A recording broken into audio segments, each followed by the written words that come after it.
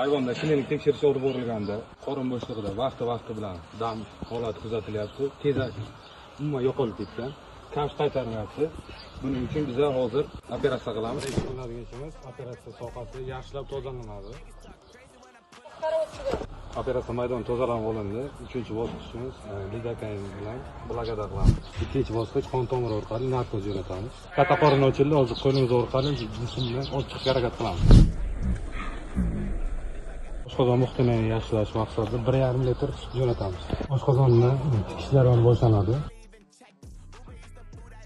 E'tibor bermaysizlar, buxoro juda issiq. Jarayon o'z nihoyasiga yetdi.